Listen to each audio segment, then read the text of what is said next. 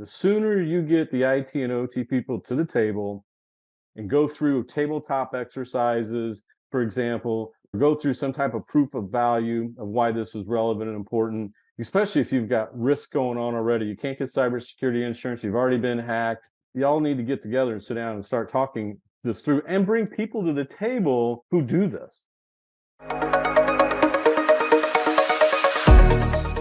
Welcome to the Industrial Cybersecurity Insider. In each episode, we dive into the world of industrial cybersecurity.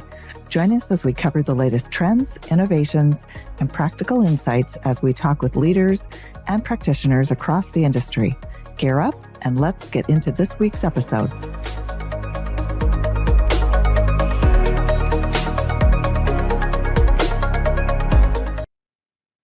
Hi, I'm Dino Busalaki, and with me today we have Jim Cook. And we're going to talk about, what are we talking about today, Dino? It's that IT and OT convergence conversation that we hear a lot about. What's the difference and what's the big deal? And so ideally, we'd like to try to figure out how you can get these two very different groups that have extremely different responsibilities to get together to do something that's really relevant and important for the organization, right? Well, you know what? That reminds me, I just caught the original Ghostbusters on TV the other day, and with Bill Murray's famous line, right? Cats and dogs living together, mass hysteria, right? Is that what you're suggesting? It sounds like that's what mass hysteria of cats and dogs living together. I actually kind of was thinking about using maybe the Twilight Zone, right? Because I believe they're in different dimensions, to be honest with you, when you really think about it, right? Because, like I said earlier, they have very different things to do, right? IT's primary function is help you manage your business, right? I don't think anybody would argue with that. That's their job. Technology, business applications, the enterprise. OT's job is the whole reason why you exist as an organization. If you're a manufacturer, right? Your revenue is generated from what is made in your manufacturing facilities, right?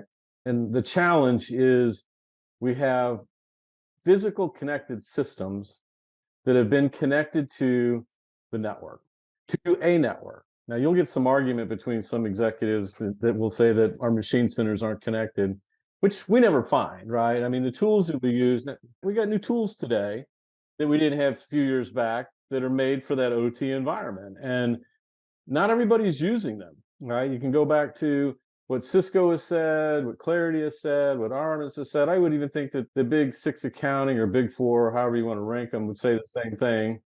60% of your manufacturing organizations, your OT environments, are still in the unaware to awareness phase when it comes to OT cybersecurity, OT generally speaking. 30%. So now have just started scratching the surface and doing something. And oh wow, man, this is real stuff, right? There's some things out here we need to go look at. And you got 10% to move down the road a little bit further and toward integrations and operationalizing these tools. So in general, you still got 90% of the manufacturing world out there still not even understanding what this stuff is and what it's all about, right? Doing some head scratching and navel gazing right now, right? And we keep using the word OT, right? It's OT. It belongs to OT. You don't hear me saying IT, do you? So how do you get IT engaged in something that they're pretty good at from cybersecurity, policies, technologies, governance, right? Yeah.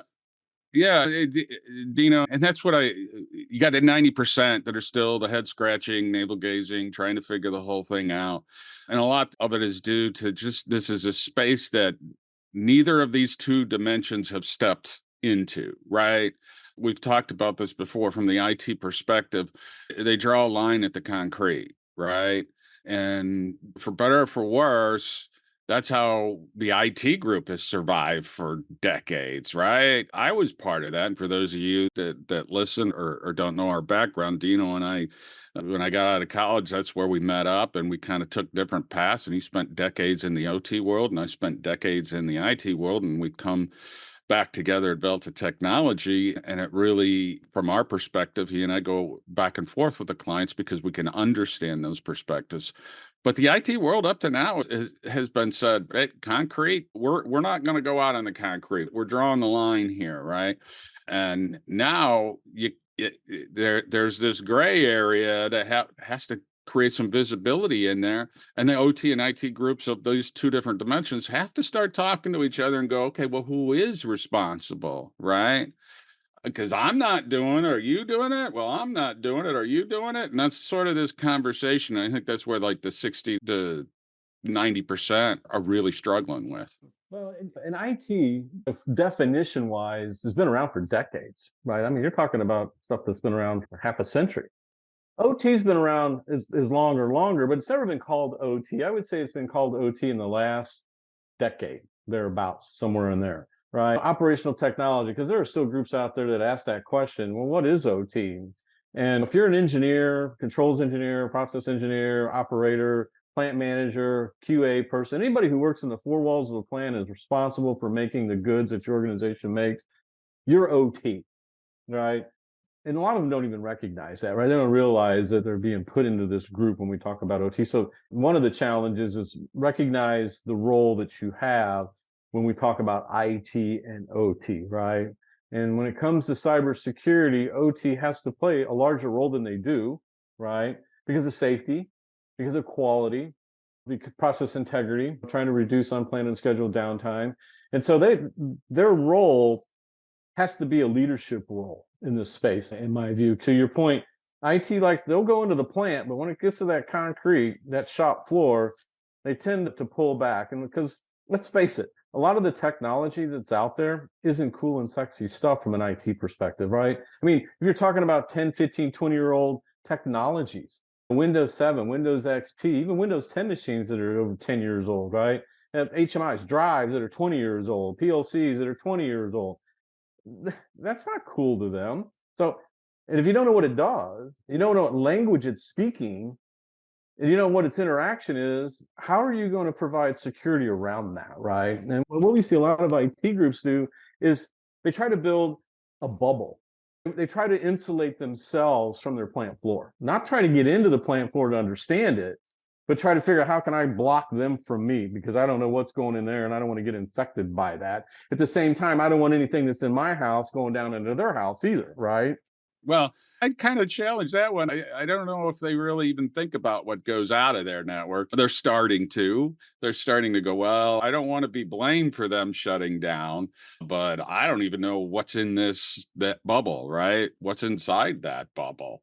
And it gets to all those goals that you mentioned that that OT group has to manage and be responsible for. That's not even in the vernacular of the IT department, right? So they got to start thinking, hey, the goals we go after don't align the goals that group out there goes after, right? And so maybe we need to start rethinking this a bit or thinking a little differently because up to now, IT's just been digital outcomes, right? The digital outcomes is our data safe? That's the old CIA, SRA battle? Is our data safe? Is it secure? Is it accessible? Those types of things. It's all about digital. But you step on that concrete floor, that's kind of last down on the list, right? It's all about getting that product out the door. Can we get it in? And can we do what we're supposed to do? And can we get it out? That's job one. Well, you could say safety's job one, but job one really, if you're is producing and you have to produce that's where they start butting heads, right? Well, look what happened this week, right? And for those of our listeners that are out there, we have these conversations every week, every day. We have these conversations. We had one today with a fairly large global company, and they had, I don't know, 12, 15 people from all over the world on the IT side on this call, beginning a kickoff on looking at OT cybersecurity. And the executive that was running the project 10 minutes into it, after listening to us talk, right? We're explaining who we are, what we do, what we're going after, what the target is.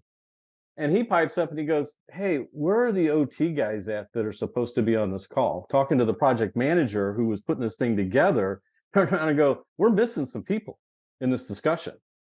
Remember that call? And it was relevant. It was because it changes the entire dynamic because then for some, it's like, oh no, you're going to bring those guys in here and we got to deal with them because they don't always line up organizationally. When you think about your IT organization, IT and OT organizations, or sometimes leadership wise, they don't line up just correctly, right? Because OT's responsibility, like I said earlier, is about driving revenue, right? They're the reason why you exist. So they got a pretty powerful hand, in the organization and the relationship. And sometimes when IT gets too close to that type of leadership, it it becomes very uncomfortable for them. It does, right? Because well, you just because you don't know where these crazy cats are going to go, right? Because they might want to bite your head off. It's like I'm busy, I don't have time for you guys. I'm trying to make $100 million worth of product this quarter, and I don't need any interruptions. Like you're not even on my radar screen for whatever it is you're talking about, right? So my point is that leadership recognized that the project team was like, yeah, we knew that was going to have to happen. We just didn't know when. The sooner the better is what we would say. The sooner you get the IT and OT people to the table and go through tabletop exercises, for example, or go through some type of proof of value of why this is relevant and important, especially if you've got risk going on already. You can't get cybersecurity insurance, you've already been hacked. Y'all need to get together and sit down and start talking this through and bring people to the table who do this, right? Yeah. Yeah. And I would say too, at that time, to my IT brethren out there, right, that you need to listen and you need to listen and figure out what's important to those OT people and then how you tie what's important to you to what's important to them, right? As you said, one of the most common things with anytime we're kicking off these things is that IT has no idea the challenge is going to be to do the work that needs to be done and the timing and when that happens. They'll come out, and I can't count the number of companies that are they come up with a plan and they put it in front, and I say, well, that's a great plan, but why don't we see what happens when we start talking to your OT folks? And that's when it started blows up in their face, and they're like, well, we've got this shutdown plan and we're doing a startup and we've got changeover, we're bringing new equipment, and we can't get to that for 3 months, Well, right? that equipment's Like, not even connected to the network. Don't worry about it. It's not right, connected. right. What about that? Don't pay no attention to the man behind the curtain, Right. right? Which we know is not true. And we fight that battle all the time, right? But that's an example because if you're an IT guy and you're hearing from the plant team, it's like, yeah, those machine centers over there are not connected to the network. Trust me, they are. They are. They're connected to a They're, network. They're they're connected to somehow a they'll network. get it. Right. Somehow they'll get it. I mean, because Right. that's the thing. We spent enough time on the floor. I've spent enough time on the floor with you in our own work here. And you can see those guys, the wheels are turning, and IT can sometimes be a barrier to them. And that's how they're looking at them in any conversation. And they'd rather ask for forgiveness than ask for what is it? They'd not ask for permission and ask for forgiveness, however that goes, because they need to get the production out the floor. And they're going to go, well, maybe if I just say yes and they go away, I can get back to my business, right? And that's why the IT needs to be thinking about what's important to the OT. And so you can tie it together. And that's something we always call how you get to that OT adoption, right? Yeah. Well, and if you think about the 30% and the 10%, right? And we just witnessed another client call that we had where you have a client who has an OT cybersecurity intrusion detection system in their environment. And the OT team is trying to kick off a new project. And they're bringing us in because it has to do with secure remote access into that space. And we knew they had an OT IDS platform. So we started asking them data points, metrics from that tool. For example, what protocols are being used in that space to gain remote access? What kind of visibility is being displayed to you with the tool that you have?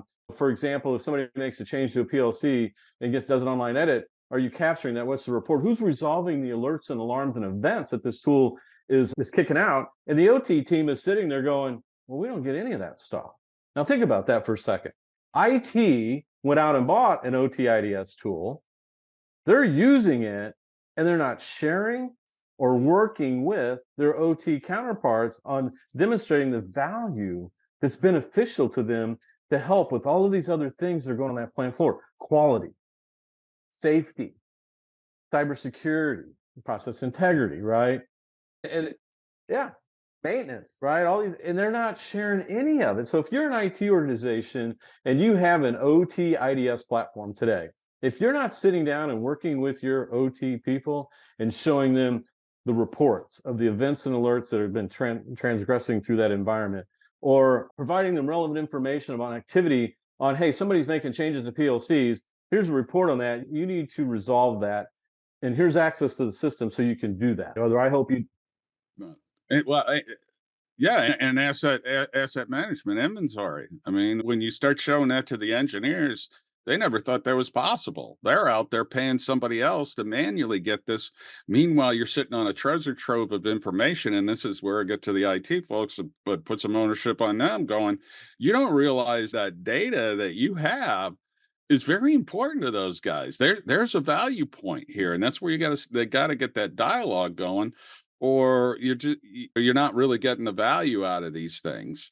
You should be so closely aligned and collaborative and transparent that if you lose your filler for some odd reason, that the filler shuts down, we already know what OT is going to go do, and that is to get that filler back up and running just as fast as they can because they know it's costing them money, real dollars. IT should be sitting there going, let's take a look at why we lost that filler. What happened? Or they could go back to the OT guys and say, yeah, Joe over here made a PLC change 5 minutes before that filler quit working. Yeah. Well, we've got that client. We've got a client it's not about IT cybersecurity resilience that they brought us on. It's about the OT resilience, and we're doing it with the same tool sets, right? So the IT cybersecurity is secondary here, and we've been able to support and and help direct improvements in their operational environment. I mean, marked improvements where they started out going, man, this thing's a mess. I don't know. I'm trying to unwind it, trying to get better production out here. And we were able to assist with that with the same set of tools. And it's great because everybody's leading in with cybersecurity, right? And which is important, don't get me wrong. But this is that other value piece, right? That if the IT and OT are working together, the tool set's giving you great information. The tool set is giving the tool sets and the solutions are in this case giving the operational guys information to improve the process, right? Same set of tools that we have with different clients that are leading with cybersecurity. This is operation. Well, it's IT moving into that OT dimension and bringing value where they might be able to demonstrate we can help you with your unplanned, unscheduled downtime, maybe by a few percentage points, which to the bottom line is worth millions and millions of dollars, right? IT showing their value of all of the impact, some of it created by IT. Don't get me wrong, 2/3 of disruption on the plant floor, I believe, comes from within. 1/3 comes from outside, but 2/3 from in. Like we said, somebody making a PLC change. It could be remote access that nobody really has any visibility into to a machine center that's making changes, maybe updating a firmware or software on an HMI or firmware on a PLC that cause disruption. Where IT could be that group to help that OT folk go, the reason why we lost that for 3 hours today at 100 grand an hour of downtime, that's $300,000 we've lost because I can't get in a time capsule and go back and make up for the materials lost, resources consumed, salaries I'm paying, trucks that are out there waiting, a whole bevy of things that go into downtime cost, unplanned, unscheduled, to help fix that problem. You don't have a Wayback Machine, Dino, Mr. Peabody, and the Wayback Machine? We need to get that. One other thing I'd add to that it can help from an OT standpoint direct the maintenance dollars. I mean, every facility, right? They go through their budgeting and they set off these maintenance, how much capital investment for maintenance and the equipment. And right now, and some companies do that scattershot. Well, we think what we're going to go after this year are these things, as opposed to some of this inventory and information. They could have some real quantifiable targets to go after, whether it be inefficiencies in their network and the communications of the equipment, or that can build into your vulnerability management or your life cycle management of the equipment. Yeah. End of life into support, right? End of life into support data that you can have right at your fingertips, right? When you're putting your capital plan together to recognize what do we got out there that's like that, instead of doing these manual efforts to collect that information. And if you're a plant people, you're OT people, and you're working with third parties that are coming in to do manual discovery and assessments, you're just throwing money away because they're going to come in and do a snapshot once a year. As soon as they leave the plant, things are going to change. They like coming in and spending hours and hours and hours roaming through your plant to collect that information versus dropping a tool in there that's going to pick it up in a heartbeat, right? That's the difference. You want to shorten that cycle to get that asset inventory on your plant floor up to date and at your fingertips in a continuous fashion, or do you want to pay for somebody to come in once a year, every other year, and spend days out there crawling through your plant and charging you hours. They love doing nothing better than that, right? And so you're going to have to move past that. Hey, Dina, I want to bring up another one that we always talk about, and we always see and we talk about with clients, and that's a little bit from the IT and the OT. The IT perspective of that they're managing globally, right? That IT is a shared service center across the enterprise of the organization. If not, they're trying to, but that's a global standards or enterprise standards that they put in place. It's one network. It's one set of standards throughout the infrastructure, right? IT is used to owning the entire infrastructure. And by that, they're implementing one architecture for the entire organization. But that drastically changes when you get down to the facility in a manufacturing environment, right? Very much so. I mean, those machine centers that they've collected over the decades that they've got out there are architected in a wide range of ways using a bevy of different technologies. I mean, it's not uncommon for us to find a dozen or 15 different switch model manufacturers and types in one plant, right? IT's used to one or two. From a networking perspective, we use Cisco for this, and we use Fortinet for that, right? But you get into the plant floor, and it's like it could be anything that they found in Japan to Germany to Italy to Mexico. You never know. Stuff that they just built the machine center, that somebody ran to the shop and bought the switch that was being spiffed that week. That's our sale item we're trying to get rid of. It's $50, and that's the switch you end up with in your $25 million piece of equipment that you're shipping to a client. And that, well, those are all different in the facility. If you got multiple facilities, they're all different too, right? Because unless they're built to this, It was me, it was Jim. Jim was in the middle of talking.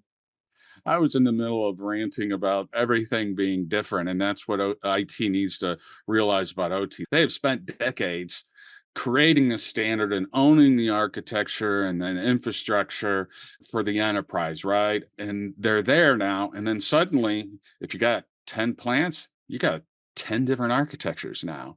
And you got to be ready to recognize that you go to plant one, that's going to be different than plant two, and plant two is going to be different than plant three.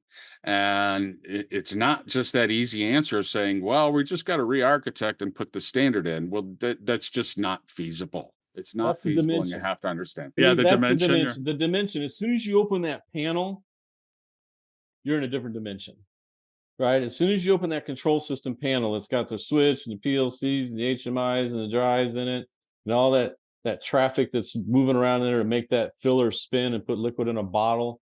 That's a different dimension, and that's where I find most of the time when I'm working with IT people, as soon as you start breaching into that space, is where I usually see them fall back, because it's like, okay, that's not my responsibility. I don't own that.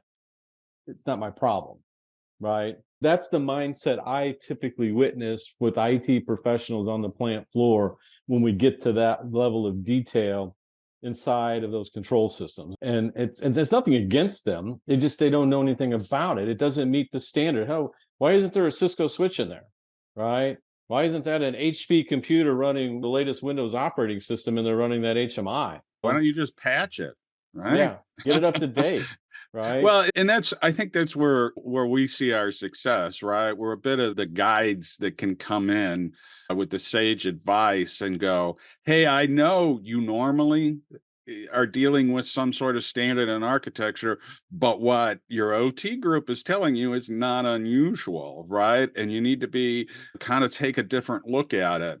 And because you're talking about creating a new capability within an organization, right? This OT cyber space that just doesn't exist. Well, we just had those two dimensions. Well, now you've got the interdimensional that we're trying to create. And if it could be organizational issues, it could be resource issues, it could just be an understanding issue. And that's why what we see the value that we're bringing in the organization is part of that, right? From the outside to say, hey, these outside resources, let's use them to make sure I'm not talking up here and you're talking over here. We're talking different languages and we never get anywhere, and try and get us to speak the same language so that we understand both sides. I mean, wait a minute, I sound like I'm couples counseling or something here, didn't I? Is that where I kind of went with it?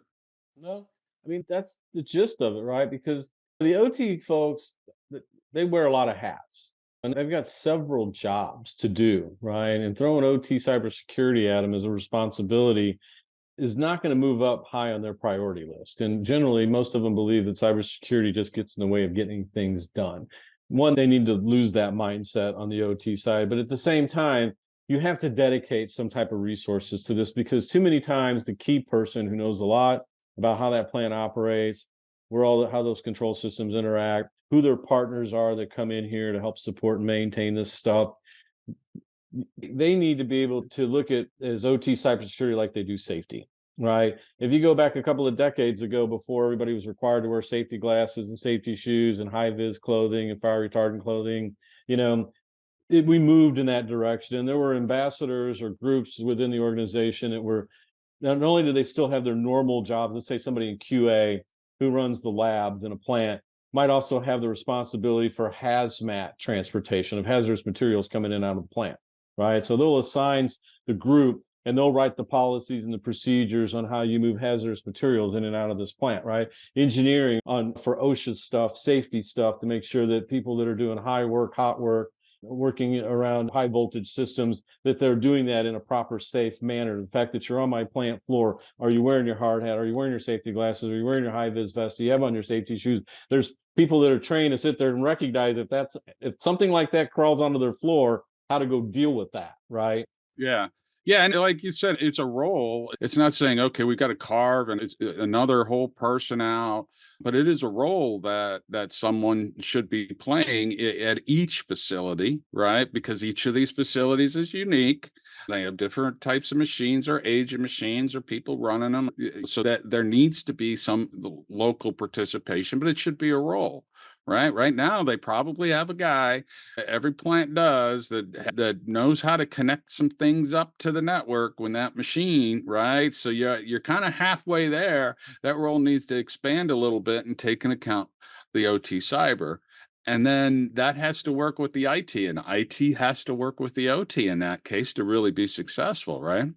Yep. And you have to move past some of the language that we hear out there from groups that would say, I mean, how many PLC viruses have we witnessed? All right. Even though the PLCs have vulnerabilities, but what kind of attacks have we seen on control systems? And I have to admit, there's not been a lot. I mean, they exist, and some of them are horrific if they get in there and are able to take over and your control systems.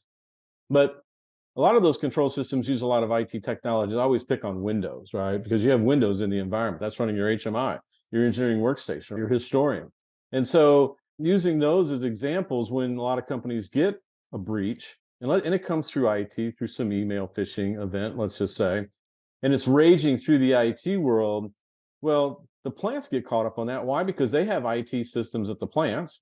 And so they're getting brought into the breach and having to start the process of trying to eradicate this thing. But then the question is, well, is it on my plant floor systems yet? And if you don't have visibility, you don't know. So what do they do? And we've witnessed it, right? We saw it with Clorox. We saw it with Colonial Pipeline. We can go down the list of a handful of them that says, hey, we have to shut down an abundance of caution for safety reasons to go and see if we can't make sure the stuff is not living in my Windows-based control system software, right? And that's the challenge. And if you had an OT IDS tool that's sitting there watching for the malware signature, because it's getting the same threat bundle updates as your upstream IDS systems are on the IT side, to sit there and go, yeah, we haven't seen that over here yet. We haven't seen that over here yet. Well, you're taking precautions to keep that from coming in. We're not seeing that. So you can still run and you're not losing revenue versus taking plant shutdown for months at a time. And yeah. Yeah, well, we've got I believe we've got a case study or something out on the actual successful where we had an instance, and because that was in place, I was able to quickly identify, and it paid for just one instance pays for this program over years, right? So I think we're getting close to the end, and from a wrap up perspective, I'll give the IT perspective from the wrap up, and you can give the OT perspective, right? I think the biggest thing from an IT perspective is to go in with an open mind and know that they're speaking a different language and try and start thinking about, well, what is important to them? because you're going to walk in and what's important to you doesn't necessarily align to what's important to them. And then try and make those connections, because if you're trying to be an active IT department, trying to bring value to the organization, you want to align it with the OT. But think about if you're taking it from the cybersecurity perspective, the tools can bring so much more to the OT. So if you start listening to them and they get some value out of it, and you figure out what's the value, because it's certainly there, you're going to get more participation from OT, because they're going to go, well, this isn't just exercise for me. There's some value here. And you're going to be able to provide a better solution with that. And if you need help for those conversations, and get help for those conversations. But just to go in and state that your goals are the goals of the company and the enterprise, and then walk into a facility, well, that ain't so. That's not going to be so, and because that plant operates on a different set of goals, and so that's what I'd say to the IT, and we're here to help those conversations. We have them every day. We have them every single day, and that would be my message to the IT folks here. So I'm going to let you kind of give your message to the OT folks, Dino. Well, from an IT perspective, I'd also add you need to come in and learn the OT ecosystem of partners and suppliers, number one, that the company uses to use the technology to make the goods that they make in your environment, right? And so OT needs to start having conversations with those partners and start listening to what technologies you have. What are you guys doing to improve cyber hygiene with other clients, right? There has to be some mechanism where OT is trying to learn what other OT organizations are doing and who are the OT technology suppliers I should be listening to, because too many times we hear ITs has an IT cybersecurity practice technology that they're trying to shoehorn into the OT space, and it doesn't always fit. Especially getting back to all the things that we've been talking about earlier about you really need to understand an environment before you can try to shove something down their throat. And they'll let you shove it down their throat. And then when it breaks and it shuts the plant what do you think they're going to do? They're going to shove it down your throat and say, get that crap out of my plant.